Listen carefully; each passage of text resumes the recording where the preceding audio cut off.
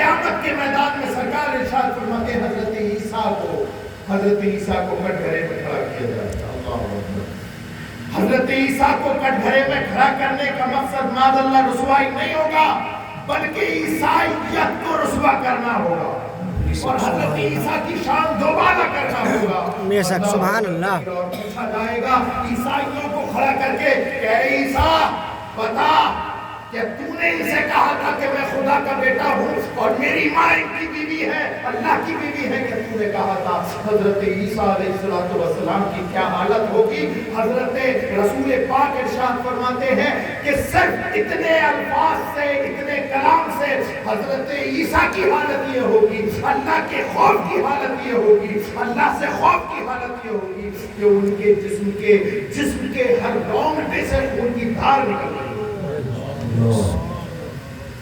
تو ایسا معصوم نبی اللہ کی بارگاہ میں کھڑا ہونے سے کبا رہا. میری اور تمہاری اوقات ہے. اسٹیجوں کے معاملات میں ہم آتے ہیں نا، ہم تو رات دن سفر کرتے ہیں. اسٹیجوں پر آج یہی تو ہو رہا ہے کہ تم جنتی ہو، کون کون جنت میں جائے گا ہاتھ کھڑا کر دے. بولے واہ بھائی واہ جنت ہو گئی پکی، اور ہاتھ کر لیے نیچے. میرے پیاروں جنت اتنی آسان ہے. دیکھو ذرا پڑھ کے دیکھو، اپنے اعمال دیکھو، اپنا صورت دیکھو آئینے میں جا کے، اور یاد کرو رسول اللہ کے پیارے خلفاء کی سیرت کو. پڑھو حضرت ابو بکر کی سیرت، پڑھو عمر فاروق اعظم کی سیرت. اللہ اکبر کبیرہ. حضرت عمر فاروق اعظم کے انتقال کا وقت قریب ہے. اور کون عمر؟ جس کے لیے رسول اللہ نے ارشاد فرمایا تھا کہ جسے چلتا پھرتا جنتی دیکھنا ہو وہ عمر کو دیکھو. وہ عمر کے جس کی منشا پر قرآن کی 1 درجن سے زیادہ آیتیں نازل ہوئی. سیدوں سے سنو حضرت عمر فاروق اعظم کی شان کیا ہے. سرکار ارشاد فرماتے ہیں کہ عمر وہ ہے جسے دیکھ کر کے شیطان اپنا راستہ کاٹ دیتا ہے. بے شک سبحان اللہ.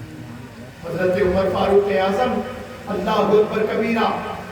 کوئی سی ایسی رات نہیں گئی آدھی دنیا پر حکومت کرنے والا حکمراں حضرت عمر فاروق اعظم. کوئی سی رات ایسی نہیں گئی جس رات میں اللہ کی بارگاہ میں سجدہ کر کے نہیں روتے تھے کہ اللہ میری رعایا میں اگر آج کوئی ایک انسان بھی بھوکا سو گیا تو میں کل قیامت کے دن تجھے منہ نہیں دکھا پاؤں گا. آدھی دنیا پہ حکومت کرنے والا جنتی چلتا پھرتا. اللہ کے خوف کا عالم یہ کہ انتقال کا وقت قریب ہے.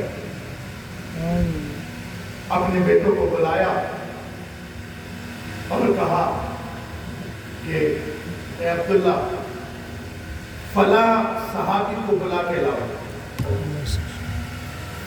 بلا کے لایا، بیٹوں کو الگ کیا اور صحابی کو بلایا گیا. اور جس صحابی کو بلایا گیا تھا نا، اللہ کے رسول نے انہیں منافقین کی لسٹ دے دی تھی.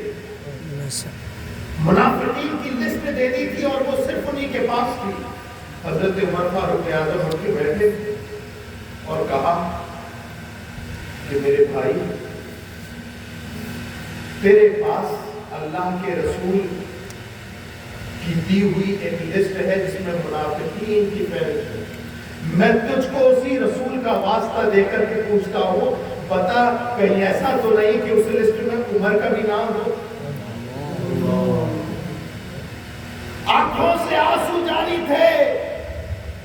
تھے. بتا دو ورنہ کل قیامت کے دن میں تمہارا گریبان پکڑوں گا. بتا دو کہیں ایسا تو نہیں کہ اس لسٹ میں عمر کا بھی نام ہو.